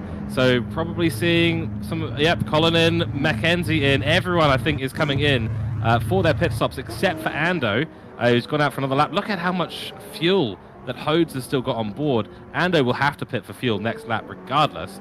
Wonder if Hodes has maybe come in for a pit stop already. I'm not 100% sure. He has. Yeah, I'd say he Yeah. has.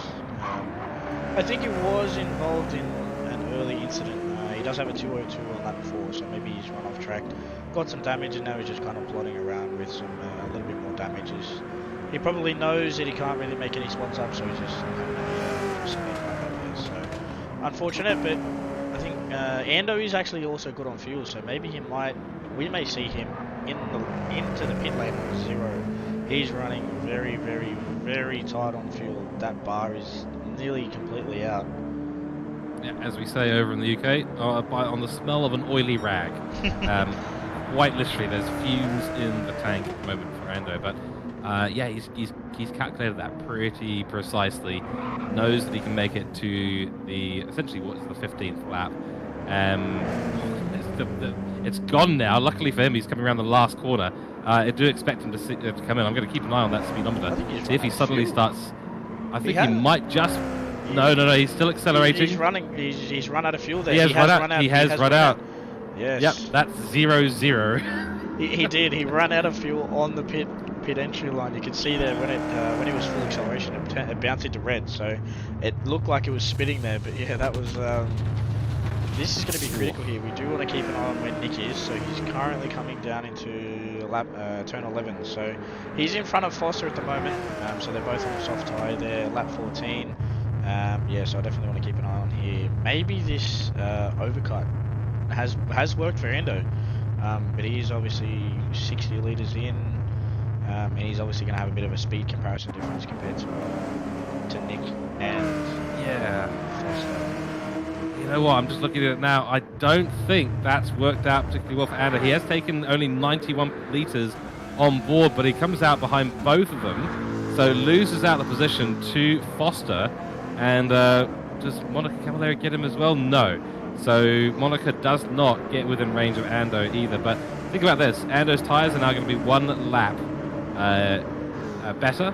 And he can run them harder because the chaps in front have got to make it, I believe, 13 laps. He only has to make it 12. Yeah, definitely. He does have the same amount of fuel as well. So if not, he has a little bit less. But yeah, it's going to be a little bit interesting. Come towards the end of this race. Obviously, Foster did jump him. He's got 2 seconds to him, but then he's got Monica behind her in P4, which I'm actually quite impressed with as well. She's got 5 seconds back to Scotty Hughes on the mediums, and he's got 1.8 back to Colin. So if Monica stays here, she'll be on for a definitely good result in that bright pink Mustang there. So yeah, I'm definitely. Yeah. She's done very well, and with being only 5.3 seconds behind Nick Pautasso, I have this sinking suspicion, and I don't mean this in a derogatory way, of course, because Nick is a fantastic driver, as we know, but if he burns those tyres like we saw in race 1, Monica Cavalieri here could potentially be within range of overtaking him for a podium position here if Nick gets into any trouble with those tyres. We know that Foster and Ando were good on their tyres, so I'm expecting them to run to the end of the race no problem. But I do get the feeling that Nick's tyres may start to really drop off around lap 24, lap 25. And if Monica can keep pace and not lose too much time, bear in mind she has just lost about 2.2 of a second in that previous lap. If she can keep pace and keep that within 5 or 6 seconds, she could be on to get past Nick. But Nick is now under a lot of pressure from Foster. Yeah, I think maybe Nick's best interest is to probably let Foster go, sit in behind, but we all know that's probably not a Nick way to do things. So he's going to really be fighting for this position. Probably not what Foster wants, but he's in for a good position. Foster's car, compared to everyone else's, looks very, very settled. This thing looks like a dream to drive. Yeah, agreed. And probably the second best on the grid is looking like Ando's as well. Even though Ando didn't really have the outright pace, it just looks so stable and risk-free to drive in these races. And you know, it doesn't matter where you qualify if you can keep complete control of that car. Foster here right on the rear bumper, but doesn't want to make a move, doesn't want to make a mistake here. But this is bringing Ando straight into the fight. So this is not ideal for Foster, but Nick is holding on and doing an incredible job to be defensive in this situation. But I get the feeling now coming through the last corner into the big slipstream on the pit straight that Nick is going to be under a lot of pressure from Foster. The gap has just slightly opened up just a little bit between the two, so Foster won't be close enough, I suspect, into turn 1 to actually get past, setting a 1:31.5, so not a great lap time there. Ando is doing pretty much the same behind, but that was a 30.8, goes fastest overall in this race. The first 30 I think we've seen in a little while. No, Foster has had one earlier on. Yeah, so ooh, this is going to be a spicy battle because Foster's being backed up into Ando. Ando's going to be flying on fresher tyres, and Nick has got to do his absolute best to keep that top 3 position because Monica isn't out of this yet. No, she's 7.4. She has dropped it back a little bit. Yes, she has. What I could see, she was quite a little bit up through time. Lap 14, I think it was when she came out, but she lost a little bit of it through the last sector, so I don't think she's favouring that last sector. But you know, obviously we did see her set some good pace in qualifying, but maybe she set it up for a qualifying car, not so much a race car. But even so, we saw how quickly Nick's tyres degraded towards the end of the race, and how many positions he lost in such a quick amount of time there. As Foster really mounting that curb there, sending that Camaro onto 2 wheels. But I think Nick as well, he's got a less downforce than Foster, so we can jump on board here with Foster and watch that relative. So it's a 4.7, and then he closes it slightly, and then Nick just takes that time back. So he's definitely got a little bit more top end than what Foster does. So if Foster needs to do anything, he needs to do it on under brakes or in the little tight technical section there. Yeah, I think the whole idea of the setups is still, you know, it's still something I'm coming to grips with in terms of exactly what kind of setup is going to affect the car in what way. I'm not super familiar with these Gen 3s, of course, and they don't have a lot of downforce even just to stock. So that's why you see so many of these cars at such a high rate configuration. They push to the end up, really try to maximize the downforce that rear wing can give. Foster is purple through sector 1, so he's absolutely all over the back of Pautasso in this first sector here. Through the tight corners, he's absolutely got the advantage, and Nick's just got no answer to that. I think that could come down to stiff suspension. I mean, stiff suspension will do that, and I mean, one thing with raising the ride height of the car is that the car has a tendency to stick the back out so much, especially with the amount of power these guys are trying to put down the car. With a stiffer suspension run as well, you don't see as much rake on Nick Bautas's car. Foster's obviously got a lot more rake, and you see him, he's really dodgy over the curbs. You can see it right there. Really dodgy on the curves. The car just wants to oversteer away from him, but he's having to countersteer to counteract that. Nick's car doesn't seem to do that. It's a lot more comfortable on those curbs, but unfortunately he's not able to carry the speed through the corner like Foster is.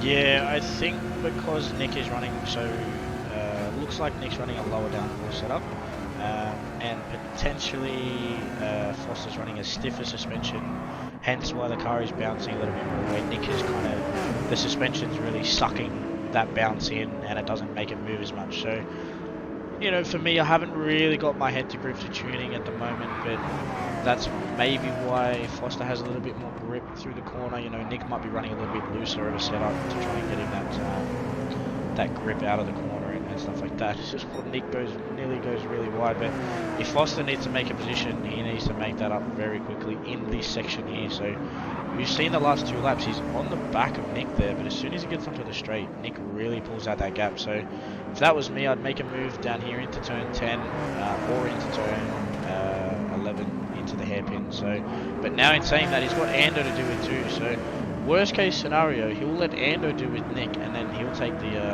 little, as we say, he'll take up the lollies when something happens between the two. So yeah, you can really see Foster's car. Yeah, that's a stiff suspension setup there because of how that car just bounced. Yeah, it nearly sent itself to the Diffusion Race Engineering Space Program right there. It's very close.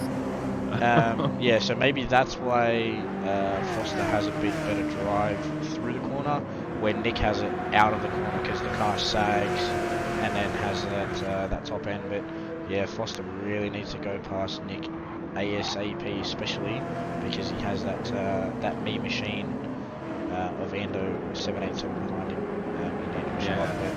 Yeah, dropping back here as well, we've got Monica. She's just bounced into the 31, so she's dropped off 9.3 seconds, but she's doing pretty well. I don't think that podium will be in reach there. If Nick does lose the position, all he kind of really needs to do is just manage that tyre life there.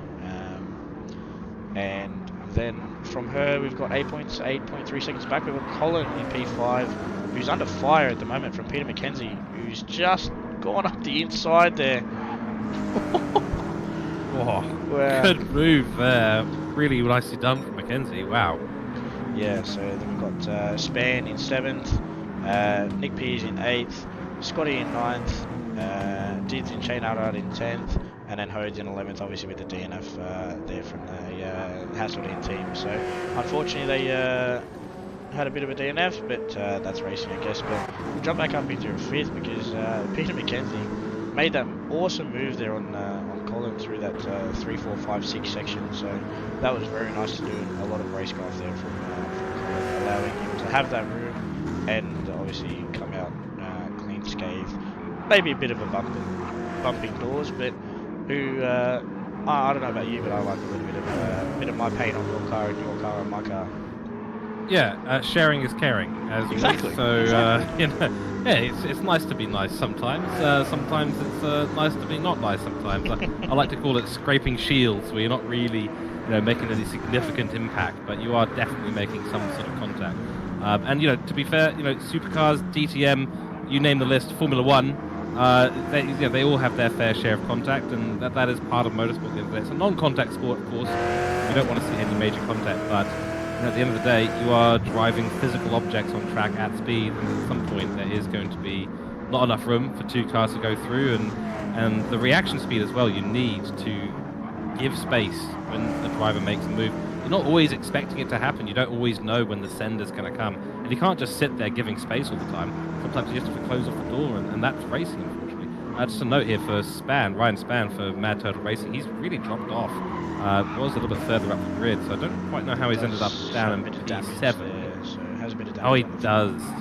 Yeah, so he must have had a bit of an issue on some lap. Just trying to scan through and see when it might have happened. Potentially his second lap after his out lap. So 135.5 there. So he might have just found himself picking up some damage. That would explain how he's lost so much time over the last sort of 4 or 5 laps. But yeah, no. Overall, some good racing we've seen so far.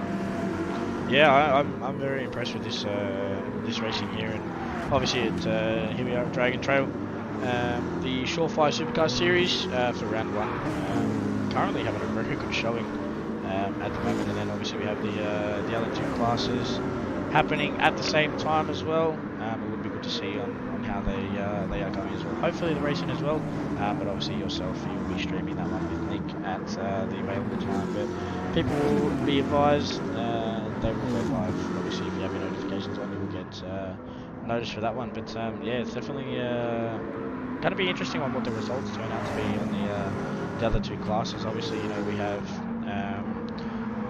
Hellblazer, Lightning, Black Friday, Robo Sport as well in the Johnson lobby, and then in Big Brewster Shark as well, and then we bounce down to the Richards lobby. Obviously not as quick as what this will be. We might be seeing those guys doing 133s, 134s, so a little bit off the pace, but we've got Scotty down there, Griffo, Hasseldean as well, Rudsey, Hammer to the Bone, Imperial, Golden Alpine, and Roach. So I'll definitely be interested. Just jump back onto the leader battle. Sorry to interrupt, but we just for a moment saw Foster get past. Unfortunately, it's not quite as exciting as I was thinking it was. It's actually said the same. So apologies for interrupting, but I did just see Foster momentarily stick his head in front of that of Nick Pautasso. But Ando now looking to make a move up into P2. Can he do it under braking into turn 1? Side by side they will go. Space has been given. Ando will make the move work, and Ando has taken Foster and taken P2. Good move from him. Yeah, that was a very good move there up the inside. It looks like he had that car settled and committed early to that move as well. So now Nick's really under fire there. Those tyres, a little bit better tyre life than last race. With what will be 3.5 laps to go. So hopefully, fingers crossed, he can make these tyres last, or he just holds up the other 2 cars behind him and lets them battle. Because if that was me, I would be doing that. I'd defend for my life and make that. As I say that, Ando goes up the inside there into turn 10. So Nick around the outside, he's really got that drive out of the corner. See, that's where that soft suspension there is really pulling him through, sagging that back end of the car, giving him that traction out of the corner there. So yeah, that's definitely work in favour for him, but maybe not for the tyres. So he may need to readdress for that. Foster goes deep there, maybe had a bit of a racing action in that one. Yeah, I think he was trying to look around the outside there, which is unfortunately a forlorn move. It's not going to work around the outside of that chicane at all. And that's also put him well back in terms of the slipstream of Ando. He needed to be just sitting, just sit, a couple of tenths behind Ando now through most of the lap, and make sure you're 2 tenths or lower behind him, so you can try for a move up turn 1. Because at this point, if Ando gets ahead of Nick Pautasso at the moment, we saw that Foster was just probably a little bit too comfortable sitting behind Nick, and unfortunately that's meant that he's not made any positions up. I think Foster, he could have made that move probably 5 or 6 laps ago, and now it's Ando's turn to see if he can get past Nick. Nick has been doing what any good, sensible racecraft defensive driver likes to do, which is park it on the apex. And I have to keep my French out of the broadcast here, but just park it on the apex, sit right in the middle where you need to, and he's really doing well to take advantage of the way his car's set up. He knows that he's good out of the corners, so he's taken advantage of that, and I think that's really, really smart to be doing. He knows that he loses out heaps to both of these two. That was very close there. They're all separated by 0.1 of a second, bumper to bumper. Oh, great stuff. Yeah, there's very close racing here from these 3 drivers here. They're leaving each other room too, which is very good, but Foster runs a different line there through that second part of the chicane there. He looks to take a little bit more of that sausage curve as Ando goes for a move up the inside at turn 14, the last corner, but Nick goes for a switchback here. Can he get the run? Foster tries the run here. This is the less downforce between Nick and Foster. Oh, Nick fakes the move and Foster goes up the inside there for P2, but can he hold that there? Gives the room, leaves the space. Oh, that's so close there. Yeah, and this is probably the worst situation for Foster now, because he's still behind Nick Pautasso for another lap, and we know that he's had a bit of a hard time getting past Pautasso in the last 6 or 7 laps, and Ando now has clean air in front of him. It was a great move by Ando in turn 14, just held it on the inside, went nice and shallow into the corner. He knew he had more grip than Pautasso, and Pautasso had no answer to that. You saw actually on the straight just towards the end how much faster Nick Pautasso's car is for the Spuds racing team. Had so much more speed than the other guys, and the slipstream made that all too clear, but it just has nothing on the tyres, no grip. So he's going slow into the corners. That's forcing Foster to hit the brakes more than he would be usually, although I have to say Foster's tyres aren't looking particularly healthy either at this stage of the race. Maybe that dirty air and being stuck behind Nick has really cost him in this race, but looking up the inside, can he make the move happen? Yes, he can. Through goes Foster into the chicane. So Nick has lost out the P1 and P2 positions, goes and drops to P3, P2 to Foster, and now Foster will begin his charge to catch up with Ando. And yeah, Pautasso's tyres are gone, I think is the technical term for that. Well, there's probably a couple of other selective words that we can say, but probably not suitable for stream. But yeah, definitely, well, as they say, they're probably mashed. Just like mashed. I like that. I like that very much. Yes, he's mashed his tyres. Luckily, he's not mashed any other part of the bodywork. That's good. Yeah. He's kept it on track, which is very, very sensible. But yeah, mashed tyres. We'll have to mention that to him. Ooh, here we go. 14 seconds. Looks like. Yeah, she has. Monica made a bit of a mistake there because she was 8 seconds behind, so possibly through that last chicane, she made a bit of a mistake there. So she's 6.4 seconds down. She did a 1:38 last lap, but now she's under heavy pressure there from PJ Mack. But she really probably wants to hold on to this position as much as she can. Yeah, P4 will be a good finish for her new team. I think it's Whiplash Motorsport. for Monica Camilleri, and she want to maintain that position. I don't know quite what's happened here. She's got so much tyre life left, but just not using any of it. We saw her pace. She's got 130 pace on her in this car, but that's just not happened, and Mackenzie's looking around the outside. He'll get a good drive out as well. Monica will be under pressure coming up the back straight here towards the chicane. I don't quite know what happened. Luckily for her, it is the last lap, so she just needs to hold on for a few more corners. Our 3 leaders are now coming around the last corner, and Ando has done enough. He's on pole again, takes P1 in the second race here today for the Shawfire Supercars Series, round 1 for season 2. Foster will take P2 and Nick Pautasso will take P3. A great drive and a very exciting drive from all of them, and Monica has done enough. She's held off the advances of Mackenzie behind and will take P4 in the inaugural season for her team. Yeah, that's definitely a very good finish there from her. With Peter Mackenzie in P5, Span in P6, Colin in P7, Scotty coming through in P8, so that's definitely a good recovery there. Pearsey, Sir Dids, Hodes was a lapped car, so my apologies, that had me really confused there. Yeah. But yeah, that was a definitely interesting one. Actually, believe it or not, I'm jumped onto Monica's stream, and I'm going to have a look and see what maybe happened here. Oh, that left hand in the chicane there, she just got the sausage curb on the inside, and she just lost the car there. She was lucky to keep it out of the sand. So yeah, wow, that was very close there. So luckily for her, she did keep that P4 from Peter Mackenzie. But yeah, definitely that was an interesting race there from everyone. Yeah, fascinating race. So your grid at the end of race 2 looks like this. Of course, we did have race 1 before. Both the races are worth points. The reverse grid creating some great action here at Dragontrail's Gardens Reverse for the Shawfire Supercar Series in the Brock lobby. So this is our top lobby. And Andrew Scott on top. He likes it there because he likes flying at 35,000 feet. He's there again. Great drive by him, a 130.803 for the man in the Camaro for his Cooke driver development team. Done very, very well, and also done very, very well, although expected to be on P1, I suspected, is Robert Foster, just stuck behind Nick Pautasso for a significant amount of time. For Diffusion Race Engineering, though, great start for the Kiwi team. So Robert Foster takes P2. Then P3, Nick Pautasso for Mad Spuds Racing, an outfit that is returning to MotorMotion E-Series, and great to see them back. Nick Pautasso putting out a great show here in the Camaro as well. 3 Camaros on top, interestingly enough, actually, Ryan. Yeah, I was just looking at that as well. So maybe the Camaros are a lot better in the long run in compared to the Mustang. But yeah, that reference there from Ando on top, I like that one. I did like that one a lot.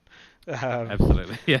We've got a comment in chat also saying that Shawfire mimicking supercars, Camaro dominance to start the season. Okay, well, I can't comment on that, but maybe you supercars watchers and real-life fans can make a comment on that. But nonetheless, Monica Camilleri in P4 in the Mustang. She will take out a good P4 for her team, Whiplash Motorsport. Then PJ Mackenzie, and PJ Mackenzie's done a good job today, I think, overall. So he'll be going out there for Road 6 Racing. Then we've got Ryan Span. Ryan Span, of course, has been driving for Mad Turtle Racing. Great stuff there, P6 for him. P7 is Mitch Collin for Collin Motorsport in the Camaro. So we've got 3 Camaros, 3 Shelbys, and then 2 Camaros. We'll see what the next one is because we've got GLR Scotty in P8. P9 is Nick Piers there for Juiced Motorsports. He's also in the Mustang. We've got Shane Attard, who is going for and driving for Scarborough Motorsport out there in the black and yellow Mustang. Then it's Hodesy there in P11 in a Camaro, which it's a very nice looking Camaro, by the way. And he is currently driving for Gridline Racing, followed by Madrick, rounding out our grid in P12 today. A couple of no-shows today, and a DNF, unfortunately, for Madrick early out in this race, had big contact, and that caused his car to be a DNF in the Camaro there. So hopefully we see a couple more on the grid next time out. But yeah, nonetheless, great race. Definitely. It was a very good race there. Well, obviously, we're missing the likes of Tyler Lansdale, Lewis Atkinson, and Morgan Davies. So they'll be the 3 that we're currently missing. So that would definitely be an interesting one. Yeah, two of those Yeah, two of those guys very, very fast as well. Very, Mm. very fast drivers. Yep. So Yep. yeah. But yeah, that was a very outstanding round one. I quite enjoyed that quite a lot. But as you were saying earlier, that should, fingers crossed, give Foster the round win for that one. But as we'll say, we'll wait and see for the points to come out and standings. But yeah, I'll. Who do you think your driver of the day is so far? I'm keen to see on who if you're gonna stick with who I thought you will. Oh yeah, I mean, I'm a big fan of Monica Camilleri, but and she just had a good drive today. I don't think I will. I think I'm a little bit. I think I'm going to go and give the driver of the day to Robert Foster today. For me personally, Hmm. obviously taking out the P1 in race one, P2 in race two, nothing to scoff at. Maybe didn't have quite the performance he needed to. I think he could have beaten out Ando, but the qualifying performance he put on, the race one victory, P2 as well, in a car that was clearly the best setup on the grid by I think a country mile. In my opinion, he's been taking fastest laps all throughout the race. He's right up there on pace with Ando. I think for me, it's Robert Foster today. How about yourself? Yeah, I'll obviously have to go with that one. I would go for Monica, but unfortunately she didn't come through with that tyre management and the speed that she had in qualifying. Didn't put that into the race. Probably could have used it a little bit better to her advantage. But as obviously we said, she didn't really. Yeah, Foster came out, firing straight away. He got pole position in the first race, come through. We obviously seen Ando and Foster start second last and last on this one. So they've come through. I would give it to Nick, but unfortunately, mate, that controller thing, it's just killing you. But yeah, definitely, I think that's 2 votes there to Robert Foster for the driver of the day. So, mate, first round out, driver of the day, 2 votes. Good points there for your division. Fingers crossed as well. His teammates have come through to give him a couple of bit more team points. So we'll wait and see on that one. But yeah, definitely Foster for me. I think so, especially with that 130.896. So not too far off Ando, but he was consistently up there. He had the speed. Just unfortunate that he got stuck behind Nick for quite a while in that second race. I think if he had got past him, he would have just driven away in that one.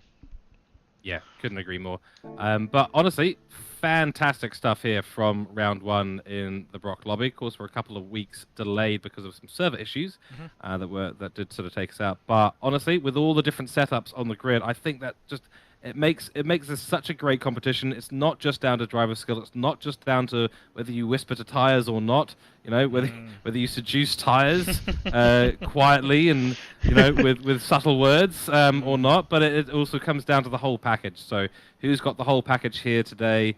Well, we think obviously it was Robert Foster, but I think over the course of the season, especially with a couple of fast drivers coming into the mix in the next couple of weeks, I think it's going to be an absolutely excellent season to behold. So very much looking forward to the remainder of season 2.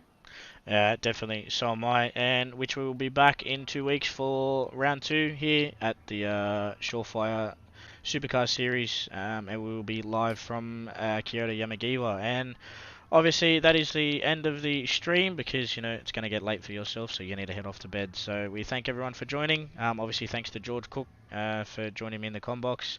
Unfortunately, we couldn't get Ben in, so we'll hopefully see him for next round. But yeah, thank you everyone for joining, and obviously thanks to yourself, George, and thanks to Jeff for putting everything together and putting on a great series. It's gone very well for round 1, obviously with GT7 cooperating. But yeah, obviously thanks again. Definitely makes my life a lot easier in the combox having the second person there. So yeah, that was good. Absolutely. My pleasure to be here, Ryan. Great job yourself. And thank you to everyone in the chat. Remember to like and subscribe the stream as well if you've enjoyed tonight's broadcast. It really does help us out.